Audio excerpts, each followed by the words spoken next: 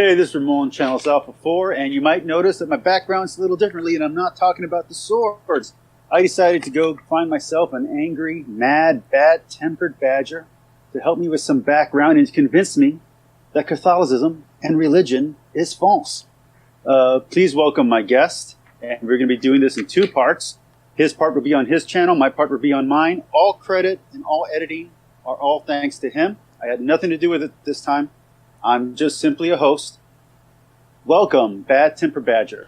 All right, so, Badger, I got some questions for you since you wanted some more in-depth conversation. Excellent. So maybe you can help explain this to my audience. And mind you, my audience, even though I'm Catholic, my audience is mostly Muslim. So you'll be talking to a very a broad, diverse group here. Okay, so if lack of belief is based on a lack of evidence, how do you counter the tendency of falling into extreme skepticism, such as this wall doesn't really exist? Well, you could argue that you don't know for certain anything exists. There's the argument that we could be living in a computer simulation. And you could argue that you have no way of telling what's real and what isn't. But you're not going to be able to live very easily if you assume that. I think there's a level of reality that you have to accept if you want to actually live in the world. You have to accept that the world is real if you want to live in it. Like there's a table there. I'm fairly sure it's there. I can't necessarily, I would agree, I can't necessarily be 100% sure it's there. But for all intents and purposes, it's there. It's always acted in the same way. I can verifiably confirm it's there by touching it, looking at it, examining it. So it's consistency. That's what you're looking for. I would say consistency, yeah. There's a level of, you have to accept reality, otherwise you can't do anything. All right, okay, let's move on to the next question then. If we're going based on simply consistency here, why are nature and physics not enough proof for you that God exists? And let me add on to that. Why does there only have to be one explanation for an explanation to be true? I'm going to start with the first bit. So, why are nature and physics existing not enough to prove that God exists? Yes. I would probably pose it as a question, why would you say they are? But from my perspective, I'd say they could exist entirely independently of a God existing. There could be any number of explanations for them existing, for matter existing, for anything like that existing. I don't claim to know for certain that in the beginning, before the Big Bang or whatever, that they weren't caused by some supernatural entity. But as there is no evidence that I can see to say that they were caused by a supernatural entity, I choose to not assume that. So there's a problem of assumptions. So we're talking about consistency and assumptions so far. If there was, if somebody found evidence that there was a supernatural entity that caused the universe to come into existence, if that could be shown to be correct, then I would probably believe that. But as I haven't currently seen any evidence that leads me to believe that, I don't. Gotcha. All right. So when it comes to questions about atheism, why do some atheists think that giving a simple definition of atheism is a good response? And let me further that up with, or that the definition somehow wins an argument and even makes some kind of point. So they're just presenting the definition as an argument, just on its own. I would just say that's a bad argument. Unless the question, or well, not necessarily the question, unless the person you're just talking to has said this is what atheism is and they've defined it wrong, there's no point bringing up the definition.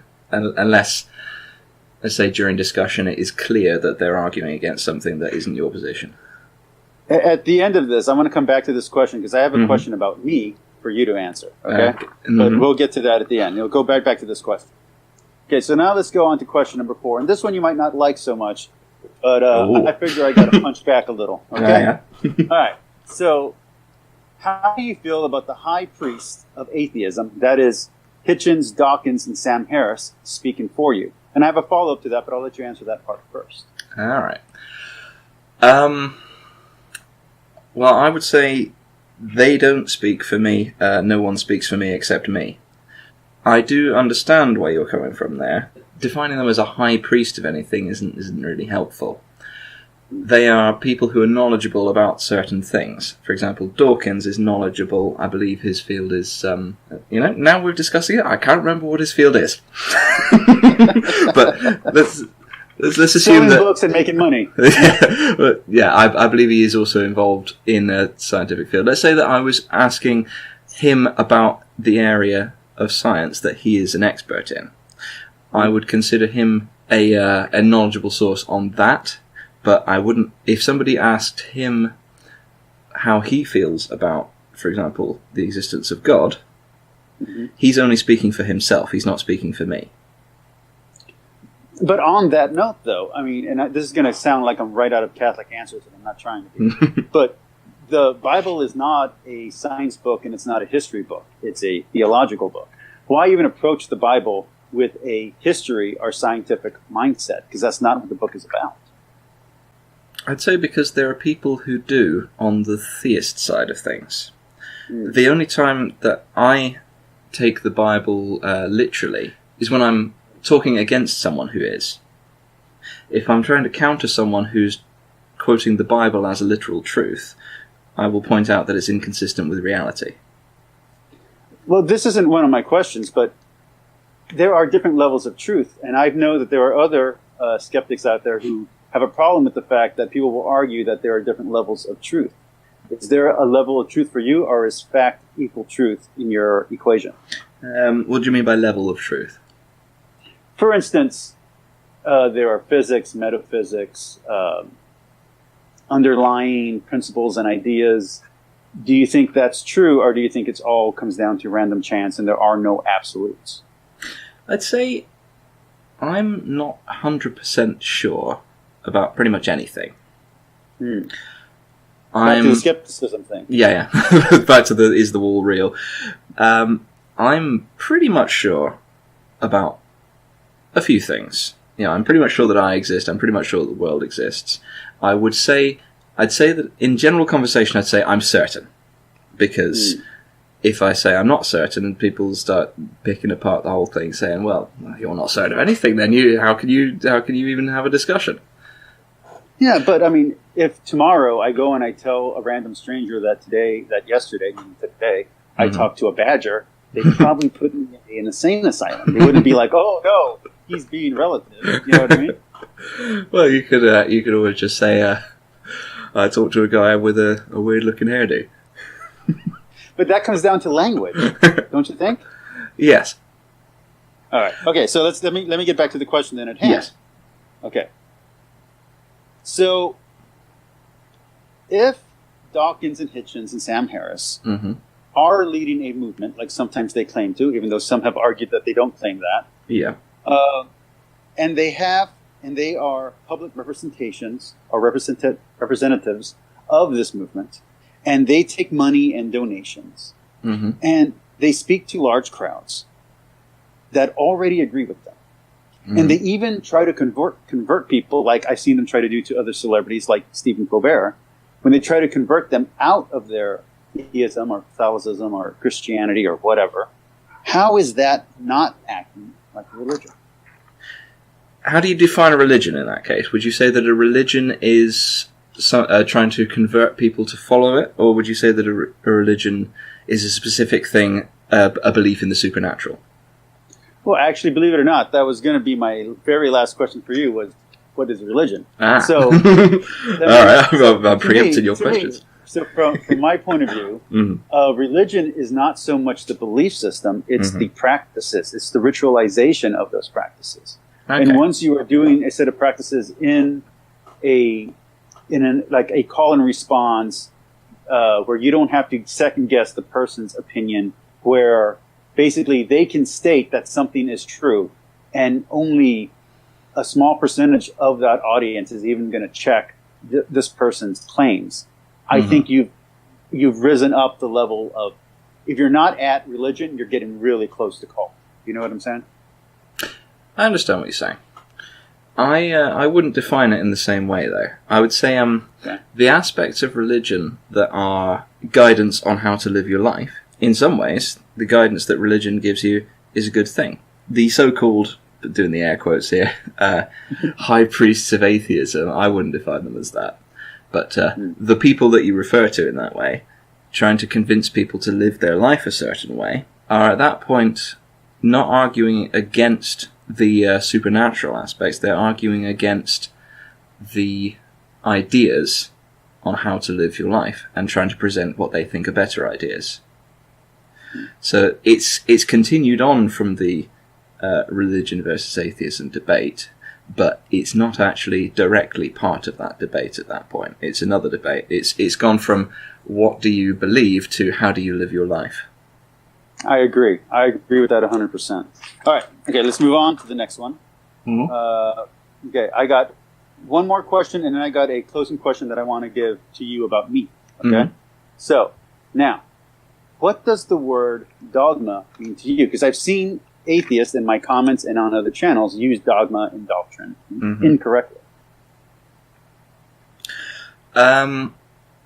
Right, well, I'll answer, off the cuff, and then I'll look it up and see whether I agree with what the thing is. So my off-the-cuff answer is the fundamental parts of a religion that those within it are required to believe. Can something that's not a religion have a dogma? Yes. Now let me just look up if I'm defining it correctly. Dogma. No, I don't want the character from the Clone Wars.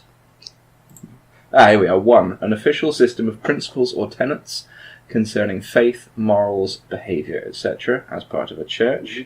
A specific tenet or doctrine authoritatively laid down as by a church. 3. Prescribed doctrine proclaimed as unquestionably true by a particular group. And a settled or established opinion, belief, or principle. So I'd say, I pretty much agree with that definition of the word. That's what I mean when I'm using it. What does the word God mean to you? What do you see in your head when you think of the word God? Well, it would depend on who's asking me the question and what I'm thinking at the time. Because I don't really have a concept of God that I specifically believe, I don't have a clear definition of my head in as to what a God would be. What concept of God are you arguing against?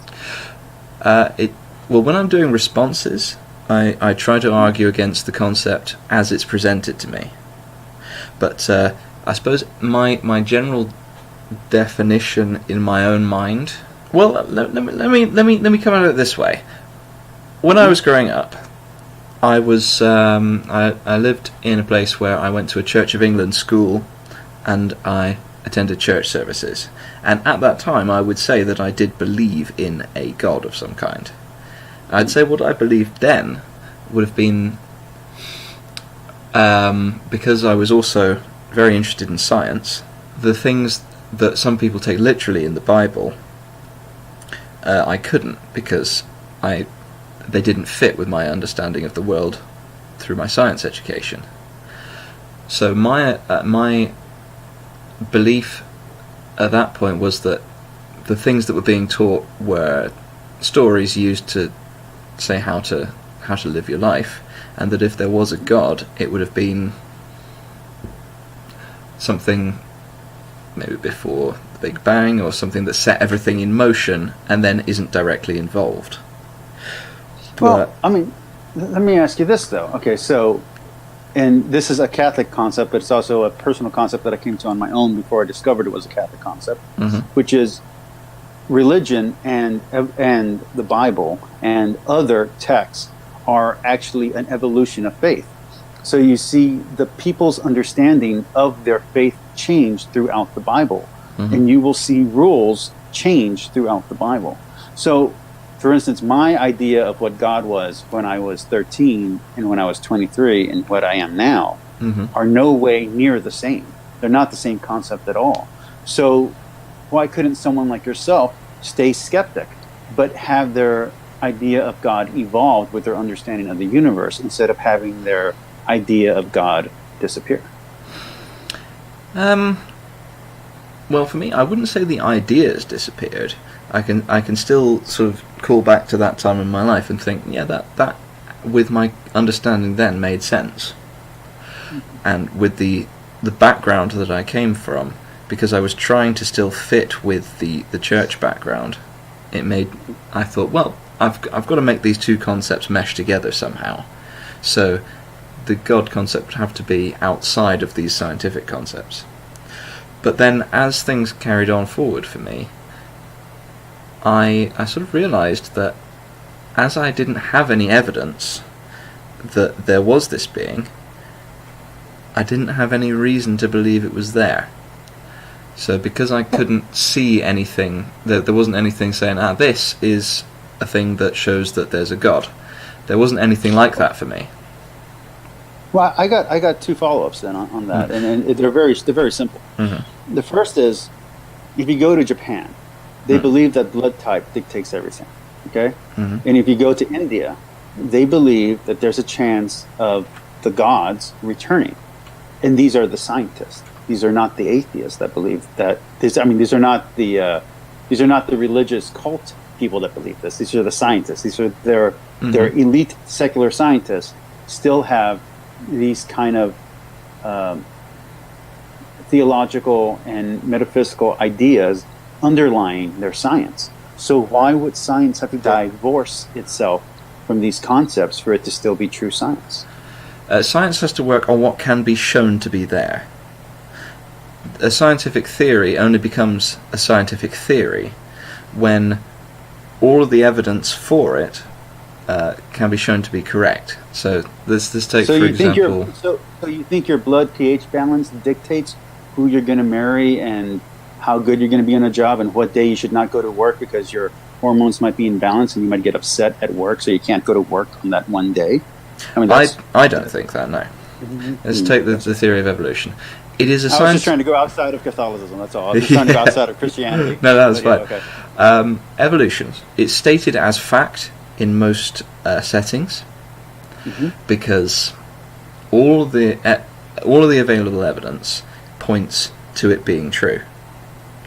Well, I wouldn't just say evidence. I'd say you can actually reproduce experiments with fish where like every 7 generations adaptations become part of their progeny going forward. Oh, yeah. So yeah, it's definitely provable. It's definitely provable, but it's called a theory because that is the top level of what a scientific theory can become.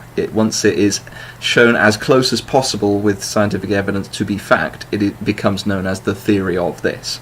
So I would say the scientists, let's take the Japan example, the scientists in Japan who have these beliefs, I would say they're coming at it from two perspectives at the same time. There's the scientific perspective, which is this is what can be shown to be true, and then there's what you could call spiritual perspective, which is this is how I feel and this is what I believe. And because of the way they look at things, those don't conflict. So here is what I know to be true, here's what I believe from my spiritual way of looking at things, and because it's not disproved in science, they can still believe it. But how is that not a problem of perspective? What do you mean by a problem of perspective? Well, I mean, we get down to relativity. We get into the whole problem that the internet seems to be obsessed with, where everything becomes relative. At some point, and this was going to be my follow-up question, but this actually fits in perfect right here, which is neither one of us can see atoms, and neither one of us can see antimatter. But I'm pretty sure both of us 100% agree those two things exist. So if we are agreeing on the theoretical that's not provable theoretical, that's on the edge, the cutting edge of theory, why couldn't we also agree on things that are in the metaphysic realm? I'd say there isn't really a reason why we couldn't. It would just be, from my perspective, coming at it from how I look at things, I prefer to be as certain as I can before I say anything. Let's say somebody said to me that they saw a ghost. Other than saying, I don't think it's the spirits of the departed, I wouldn't say anything. Because I don't have any information other than that this person says they saw a ghost. They could have hallucinated. It could have been the wind blowing something through the room and they only saw it out of the corner of their eye. It could have been any number of things. But couldn't the problem also be by what they meant by ghost? Yeah, it could be. I don't know what they mean by ghost. At this point in the conversation, all I know is that they've said they've seen a ghost. Like, they might just mean, I heard a sound and I saw a shadow. Yeah, they could just mean those that. two things exist. You know what I mean? So I suppose what I'm saying is, I try not to make any assertions until I know at least something about what I'm talking about. So if you're talking to me about a metaphysical concept that I know nothing about, and saying, what do you think about this? I'll answer, I don't know. I don't know enough about it to have an opinion. All right. Okay, now, here's my last question. All right? Mm-hmm. And this comes directly from my comments, because I've gotten this multiple times. Mm-hmm. And you're going to find out when you ask me your questions in part 2. Please, everybody, remember to click on that video. There'll be a link. Click on that. All right. So, in what way is answering a question directly, sidestepping, or obfuscating a question? Answering a question directly. I suppose it would depend if they're asking for a yes or no question, but they've asked it in a way that you can't answer yes or no to. They would argue that answering anything but yes or no is sidestepping. I have run into that problem where they want a yes or no, and I give them, like, they'll ask me a definition of something either in Catholicism or in Christianity or even of religion in general, and I will give them the exact definition. And they will be like, no, now you're sidestepping the question. I'm like, no, I'm answering your question. And I've seen this on apologetic channels, especially when atheists call in. Atheists will call in and they will ask a question. The apologist or the layperson will give an answer that is the textbook answer, but the caller in will be, no, you're trying to get away from the question that I'm asking. It's like, no, you just don't like the answer. That's my opinion. Well, I can see this happening both ways. I mean, also from both sides of the debate, both people will ask questions in this way. They'll say, right, I've got a question, and if you answer it in this specific way, it kind of proves my point. But then the person they're talking to doesn't answer it in that way because that's not actually what they think. They've asked them a question that doesn't apply. And the other thing is, I've seen it happen both where somebody is deliberately sidestepping the question because they don't like the answer they'd have to give if they answered honestly, and also that someone has asked a question that they can't answer in the way that they want, that the person asking it wants it answered, because it just doesn't fit. So, sorry, what was your exact question? What did you actually want me to say? That was it. You answered it perfectly. That was excellent. Great. That's good. That's all right. So now, everybody watching at home, I'm assuming you're watching it at home, you're watching it on the bus, I'm sorry you fell asleep. Please click on the next video. It will be much more exciting as he will be asking questions for me, and I'm the crazy religious person. So I will be answering questions from him. He did a very wonderful job. Down below, please give plenty of likes. Go subscribe to his channel. It is Bad Tempered Badger. He is very good at what he does. Don't be close-minded. Listen to other opinions.